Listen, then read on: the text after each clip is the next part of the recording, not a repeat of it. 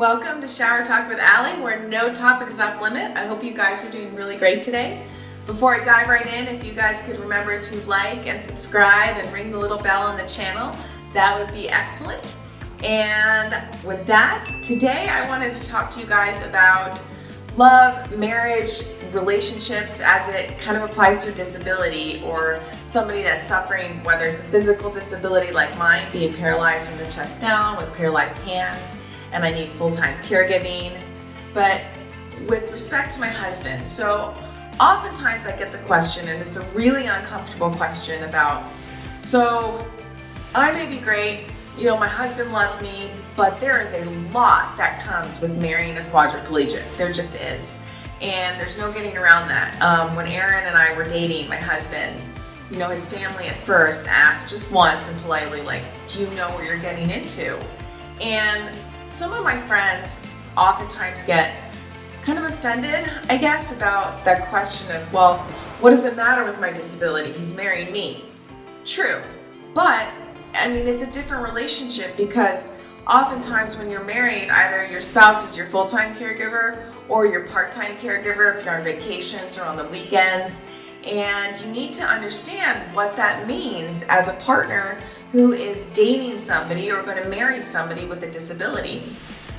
And for me, I introduced my husband very slowly into the whole caregiving life, from the bowel program, how I poop and how I pee and how I get dressed, and dealing with pressure sores and my osteoporosis. And I wanted our relationship in the beginning to be about the two of us and getting to know my personality, and then slowly easing him into all that comes along with trying to get pretty and straighten my hair and put my earrings on.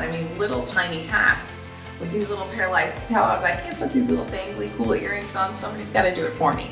Somebody has to do pretty much everything for me, and I try to do the best I can. And like right now, I have the Starbucks cup in my lap, and looks like I'm holding it, but I'm not. I'm just manipulating my hands. My wrists go up and down, and I push it together, and I kind of hold the cup sideways.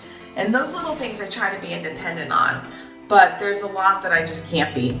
And so when my husband and I were talking about marriage and what that meant for the two of us, I said, listen, sweetheart, if you're gonna be in this, things are probably gonna get only more challenging as I get older, with pressure sores and disability issues and aches and pains and the crazy amount of nerve pain I suffer from.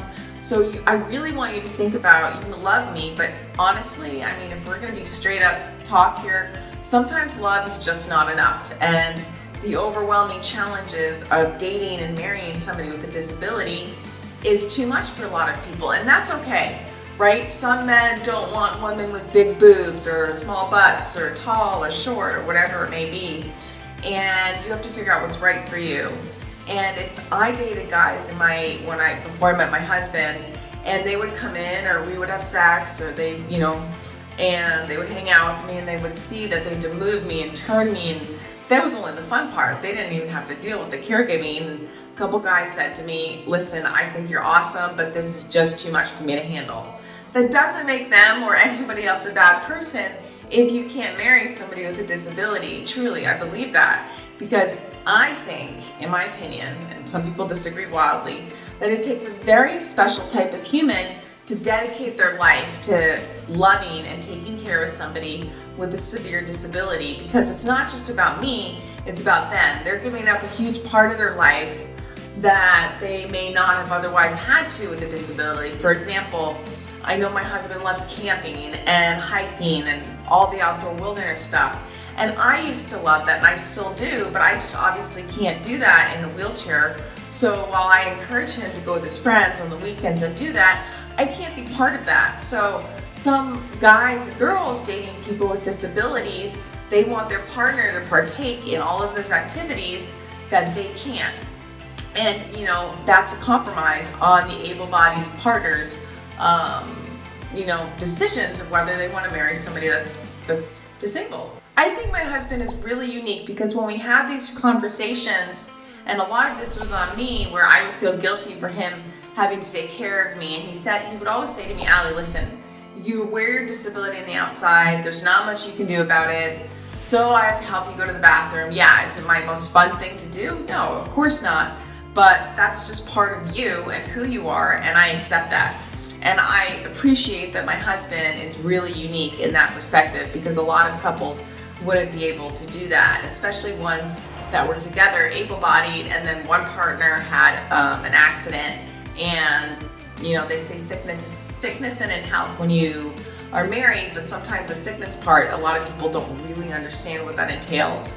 And we met after I was injured, 5 years after, and we were in our 30s. So I said, if I'm gonna get married, I'm only gonna do this once, and it's gonna be forever.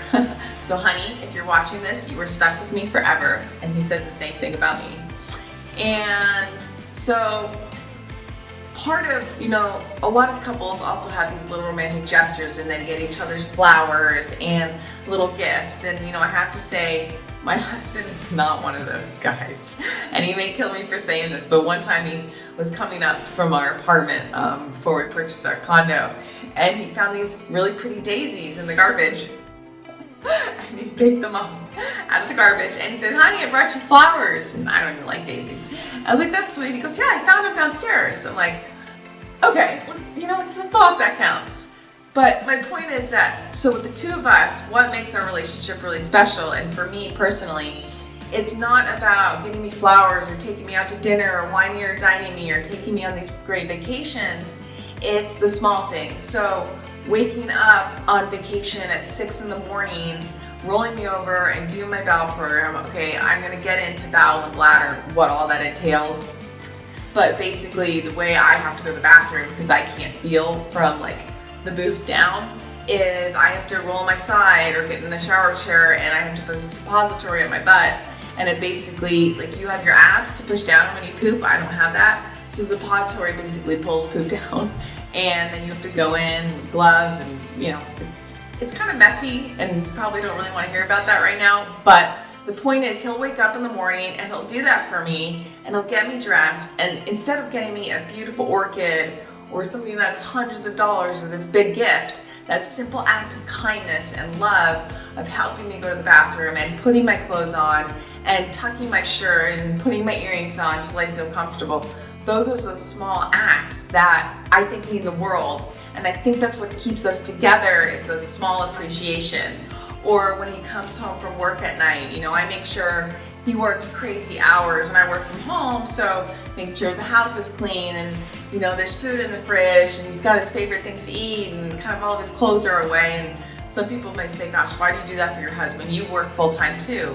Yes, but compromise, I also work from home, so I have the time to do that, and I'm very good at my time management, and I'm really, really, really efficient. And he'll come home at night and my feet will be up on these pillows, so I get little pressure sores on my heels, and I'll make sure my feet are spread apart. He'll make sure I'm tucked in like an Eskimo, because I have serious temperature controls. I mean, even right now I'm in my shower and I might look half naked, but I have the air up in the daytime when nobody's around, like 78 degrees. And he just makes sure I have everything I need. And it's those small little things which made me want to marry him. But they were very, very real conversations, because it's not sexy. I can't just like throw on some lingerie and be like, honey, we're having this crazy sex night tonight. But if we want to have that crazy sex night, put lingerie on, he's got to put it on me, and he's got to set me up, you know, right? So it's this give and take, and not everybody can handle that, but that's what we deal with, you know, in our married life. And a lot of the problems that we have, challenges in our own marriage, as every married couple has their problems, none of them really have to do with spinal cord injury per se, because that part of our relationship we kind of have set in stone. We had so many serious conversations about what it was like, what it would be like to marry a quadriplegic. And I have my own insecurities about, you know, well, gosh, I'm a burden. Oh gosh, you know, I don't want him to have to help me all the time with everything I need. But that's on me, that's not on him. He's always willing to help me. Now, not always when I want him to help me and the exact time I want him to help me, but we get it done nonetheless. And you know, if we get in arguments, you can't just walk out the door like a normal couple, because I can't be left alone for too long. So we have had to learn through compromise, communication, and compassion, how to have a fight, but like an adult rational fight where we don't yell at each other. So that's just a little bit dive into like how things to consider when marrying someone with a disability, what goes into that. When we're out in public, we're like, oh, you guys are such a fun couple, but they don't see the behind the scenes of what we have to deal with every day. And I don't think a lot of people can handle it. And I do think it takes a special human to marry somebody with any kind of disability or anybody that's different. Like, there's this great, I think it's a Facebook webpage, and I have it on Instagram called Born Different. There's so many people that are just different in so many ways, mentally, physically, you name it.